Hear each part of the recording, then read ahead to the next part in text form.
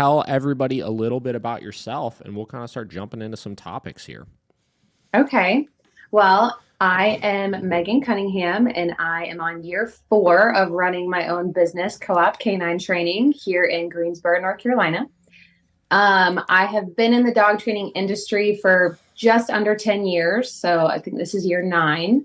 And I got into it like most people. I feel like I had a dog that was more than what I knew how to handle. And, I could do all of the basics, but he had severe separation anxiety in the crate and was like damn near trying to kill himself to get out. And I was like, okay, I don't know how to do this. I don't know. This is more than I, agreed to take on. I lived in an apartment at the time, and they were like, hey, all of your neighbors are complaining, and it sounds like your dog's like being murdered. You might want to go home and check on that, and you're going to have to figure this out, or we're going to have to kick you out. And I was like, cool. And sure enough, I set up a camera, did all of those like trial scenarios, acting like I was leaving. And he literally would squeeze out of the corner of the crate and get his massive head stuck, and then just like start thrashing. And I'd come home to like pee, poop, vomit, blood, like everything you could think of. And he'd be out of the crate and just like, hey, what's up? And I'm just like, oh my gosh. So that's how I came across e-collars. That was really the only thing that helped him. Like, it didn't matter how much training we did in and out of the crate or how much we did positive stuff in the crate. If I closed that door and left, it was on.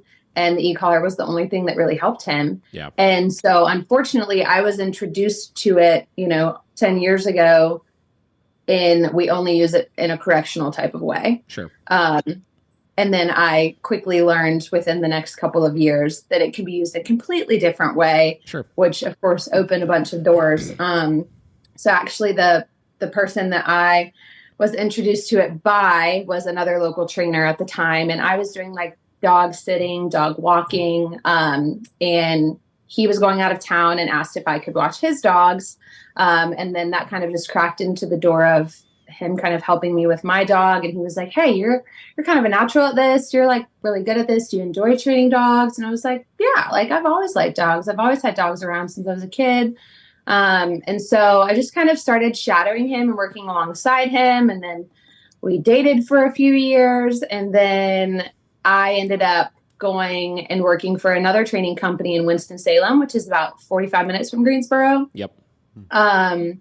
And I worked for them for 3.5 years. And although I did learn a good amount and was exposed to a lot of different dogs and was able to work with a lot of different people and dogs, I learned more what not to do than what to do, I would say there, especially the business side of things. And so this is now probably 4 or 5 years into the training process. I was like, I got to get out of here. Like, I do not agree with what these people are doing. I'm not interested in working for them anymore.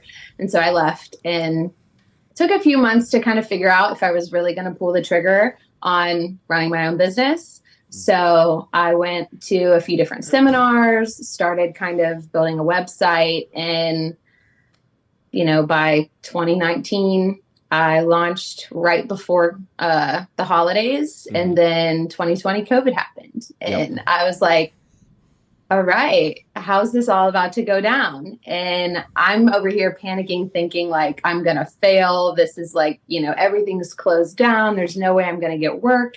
And it was the exact opposite. And it hasn't stopped since.